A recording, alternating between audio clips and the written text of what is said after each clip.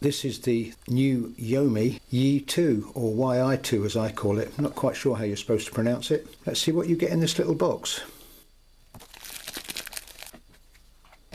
So the camera, battery, micro USB, the manual, which is kind of a leaflet really, warranty. You also get a little leaflet recommending which microcards you should use.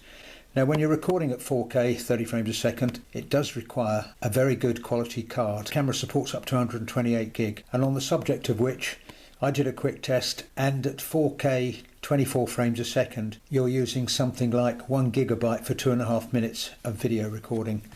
So you will need quite a high capacity card, and the battery life is reported to be about 1 hour 50 minutes. So 1 hour 50 minutes at 1 gig for 2.5 minutes is an awful lot of data.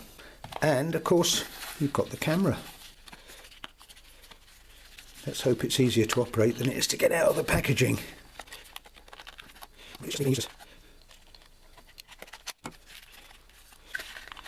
Right, I've got it. Right, well here we have the Xiaomi yi2.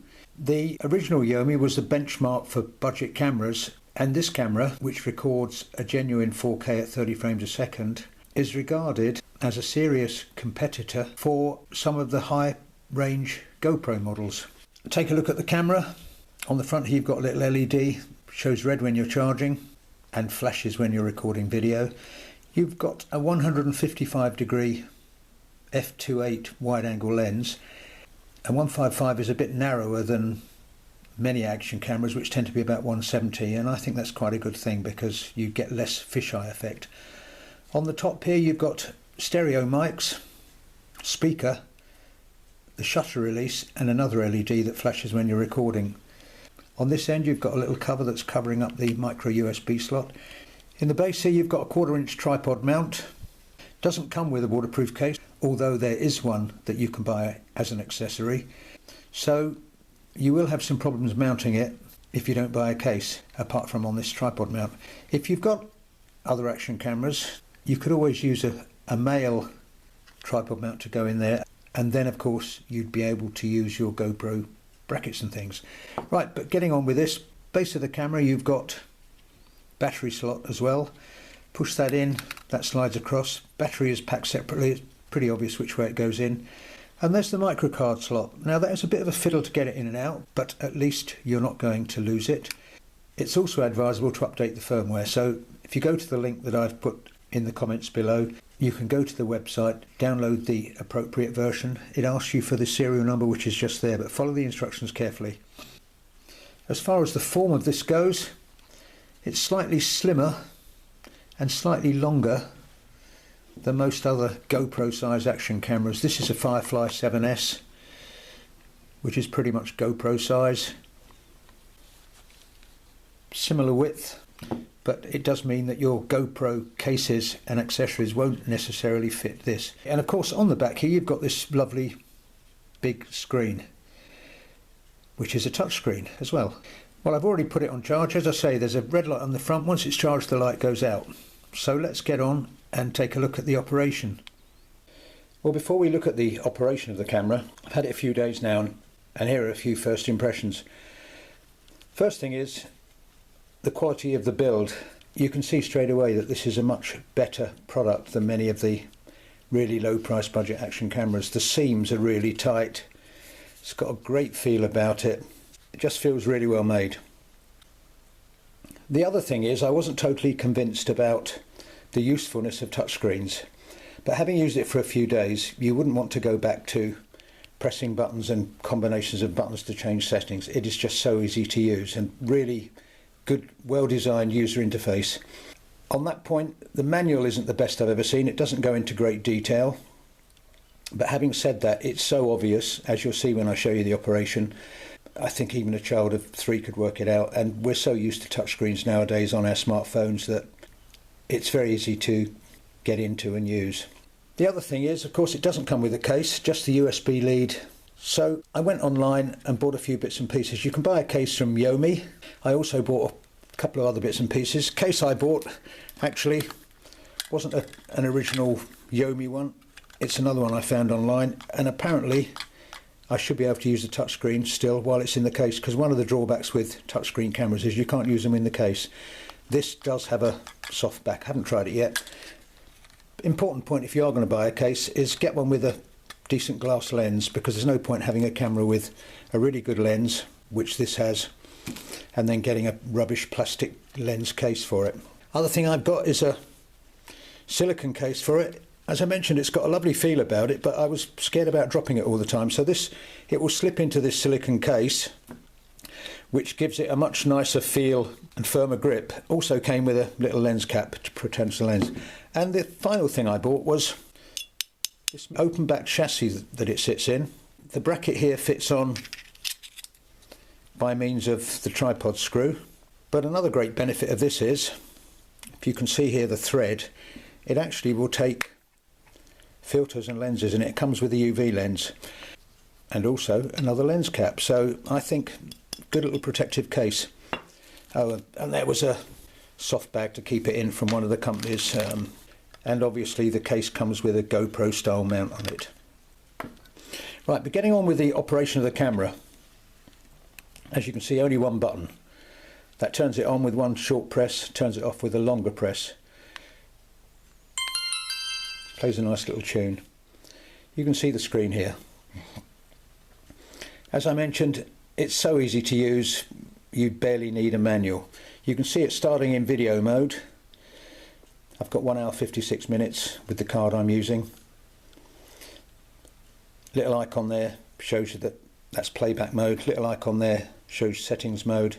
I'm in video 1080-60. Pretty much all the clips are in 1080-60 because my PC is not powerful enough to handle genuine 4K at 30 frames a second. Battery state, and obviously that would be time of recording. Give it a swipe like that, you're in camera mode, as easy as that. And as you can see, I've got capacity for 4,563 images on there. Swipe it back, I'm back in video mode.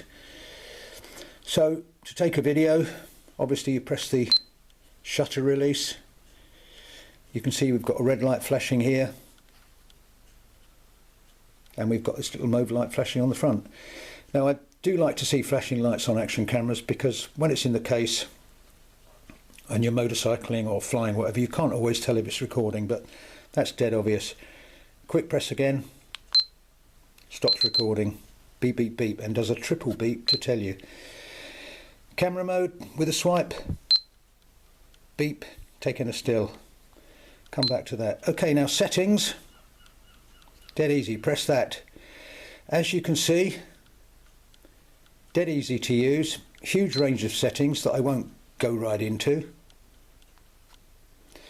You've got gyro stabilization, and you've got the usual stuff like time lapse, burst photos. You can change the metering mode, field of view, color balance, big range of settings if you're into changing settings. Timestamp on and off, and so on. But to come back to video resolution, dead easy. Say I want 1080 ultra, 30 frames a second. Select it, press back, press the little cross. I'm in it. 1080 ultra 30. Swipe it upwards and you're into a mode menu. You've got time lapse loop, which is for in-car, obviously dash cam use, video plus photo. Video plus photo will, while you're recording video, take a photograph at periodic intervals through that. You've got timer, photo, and so on. Too much to go through here. Turn that off. Swipe it downwards and you've got a lock menu, or the Wi-Fi menu. One thing that did confuse me, because I'm a bit thick maybe, is after a certain period of time it comes up with a picture of a lock and a key, because it will automatically disable the touch screen. Took me a minute or two to work out that you actually have to drag the key across, but no doubt you'll see that. Anyway, swipe that upwards and you're back into video mode. Pretty straightforward. I'm not going to go into it any more than that. You can see what playback mode is. There is a Wi-Fi app. I've installed it. wasn't the most straightforward one that I've ever installed. In connection with that, you've got this thing on here called Live. I couldn't actually get Live to work, but I think what it does is broadcast live to the Xiaomi website. On the subject of Xiaomi, it's a big company that makes computers, tablets, a big range of phones, quality products. The original Xiaomi was the benchmark for budget action cameras. Being a big company, you will get support and firmware updates. I'll show you very quickly the app, and then we can look at some test clips. As I mentioned, test clips are in 1080-60, but I have sort of taken a couple of clips at 4K so that you can zoom in and see the resolution. The lens appears to be very good. There's no point in very high resolution video unless you have a good lens. Also on the subject of 4K, personally speaking, I think for action video 1080-60 is what you need. 4K is useful for fairly static shots where you want resolution and definition, but there's not a huge amount of movement. So anyway, quick look at the app and then some test clips.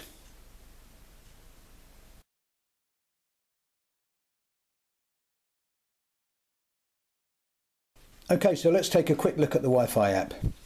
Easy to install. Scan the QR code in the manual. I've already got it installed on this Motorola Moto G 2nd gen phone. Pretty basic phone, but most of these apps will need a quad-core processor to be able to work. So already installed. First step.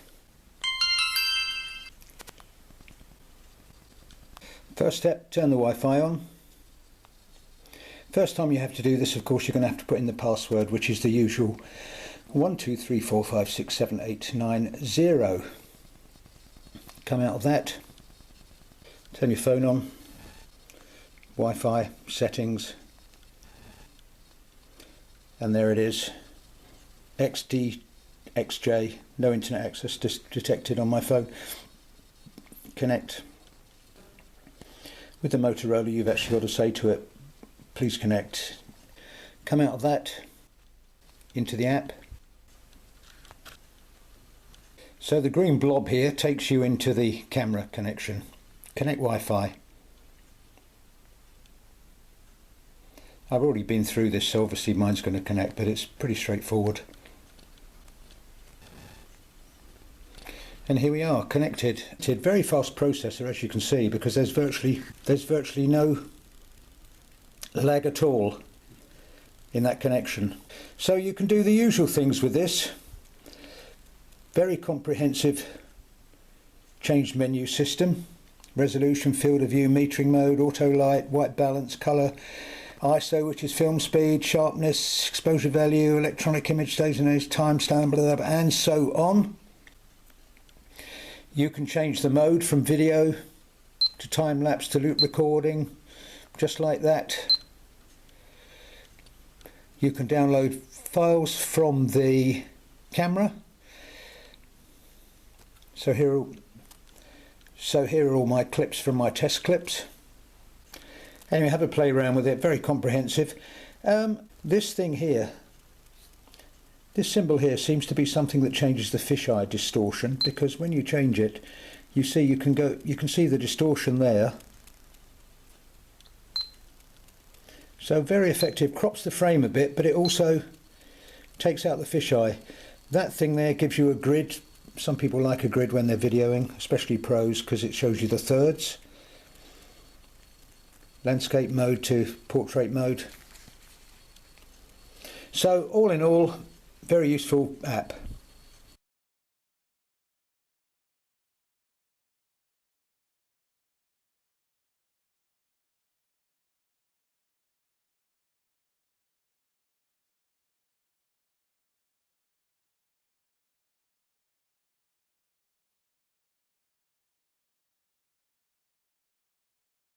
Right, this is a good definition test. This is at 1080-60, gyro's turned off. Other settings are at normal, auto, and so on. I like it as a definition test because there's a lot of stuff on the periphery where you can see how well the lens behaves. Right on the edges of the photograph. And this is audio from the camera. So there's some good detail in the brickwork here, and as I say, lots of detail on the periphery.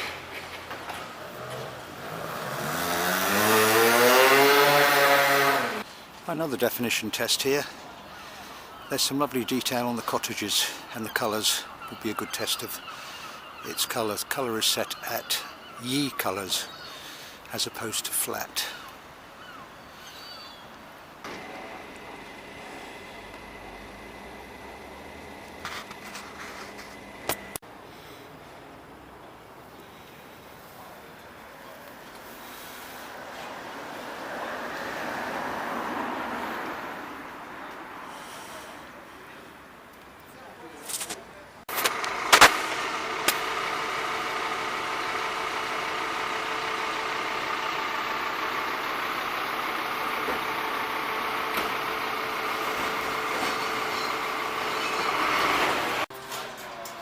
You can change the field of view from wide to middle to narrow. I've got all the videos are set at wide.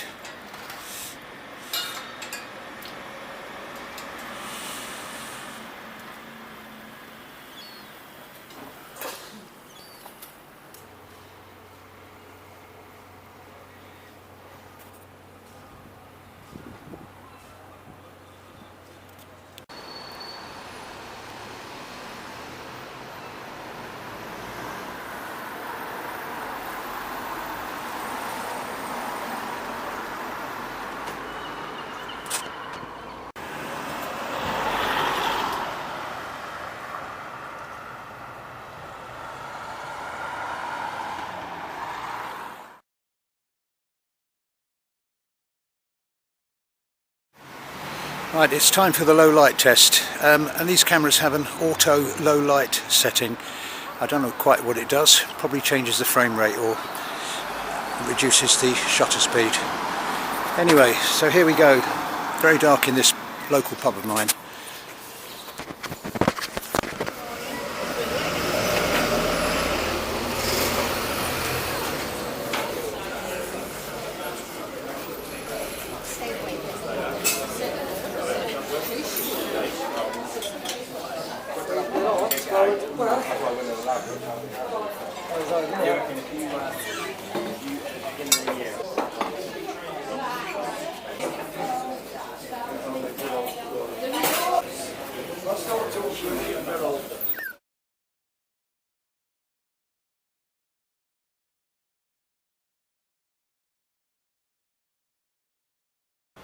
This is 1080, 60 frames a second.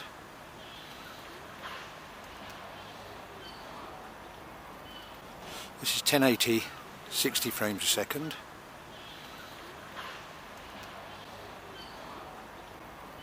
And this is the same shot at 4K, 30 frames a second.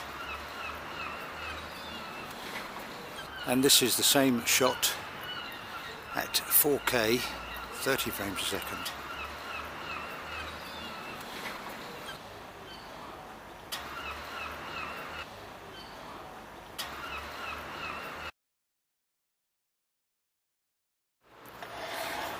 Right, this is still 4K at 30 frames a second. As I think I said, 4K at 30 is probably better suited to fairly static subjects.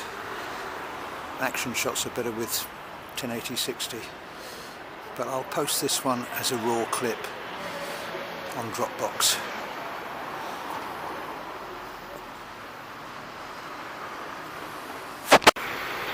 Now this is the same shot but in 4K 24 frames a second ultra.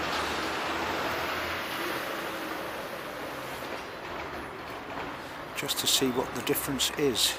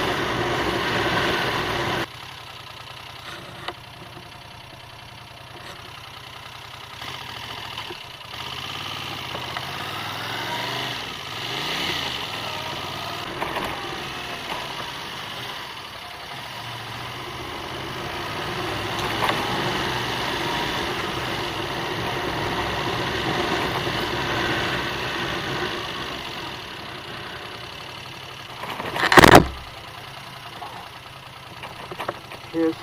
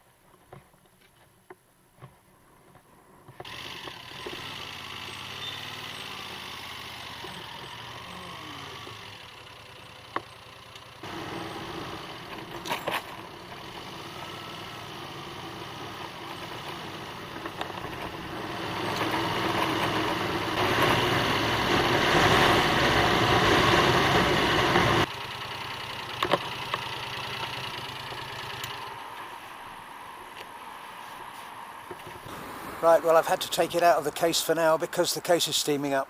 The case I bought doesn't have an open back and it's a blooming cold day.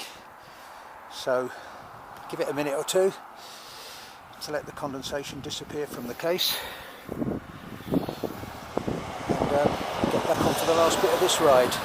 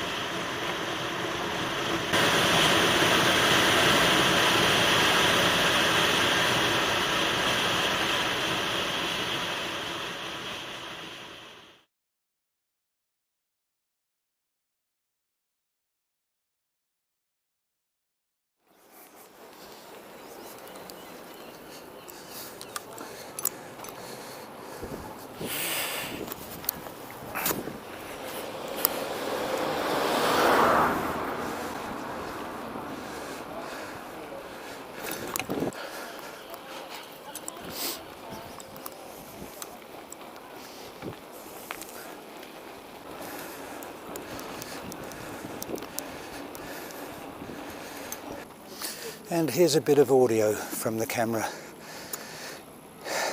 This is Brixham when it's November and all the tourists have gone home. And it's lovely and quiet.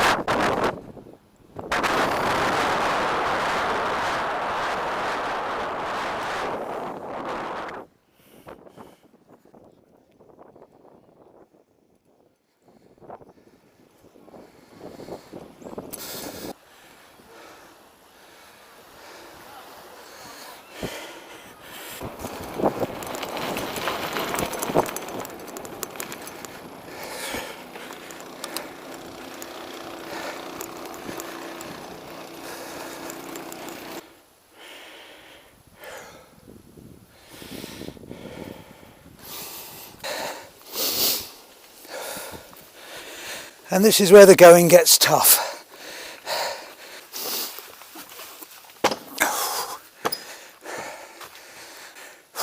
Here we go. This is 1080/60, and for this clip the gyro is turned on.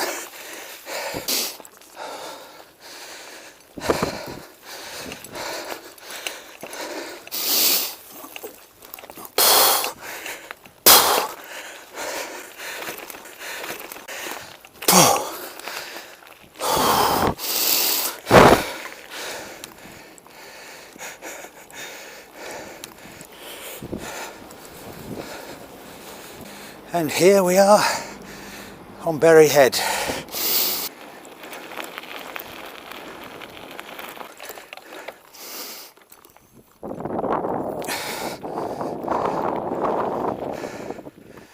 And here's Berry Head Lighthouse, 58 metres above sea level, the shortest lighthouse in the UK.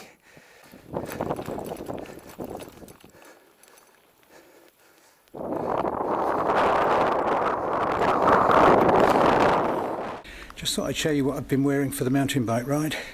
It's this chest harness, and I've got the camera in this metal frame case which keeps it nice and secure. It's got a hole at the top so I could see the red light flashing and know I was recording, hear the beeps and know when I was stopping and starting. Very good little bit of kit that I found on the internet.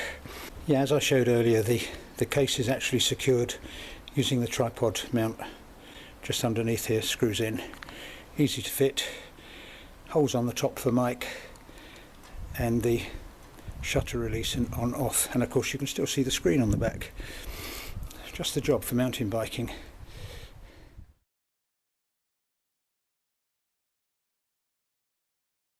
And this is a gyro test comparing the yi2 at 1080/60 with its gyro on, all settings on auto, with another well-known brand, one of my top 5 budget cameras, which costs in excess of £100. So, and the other camera 1080/60 with the gyro turned off, just as a comparison of the effectiveness of the gyro. Right, this is a bit of gentle swaying.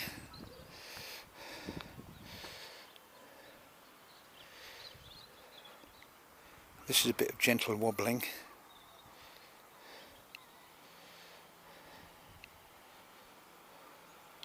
This is some vigorous shaking, very vigorous. In fact, the camera's going to fall off this piece of wood I've got it mounted on. This is up and down movement. It has gone a bit hazy now, as you can see the sun's gone behind some milky cloud, but also gives you an idea of the definition if you look across to the houses over there at Sharkham Point. Another one of my favourites is the wind vane on top of the church tower there, which you may be able to see.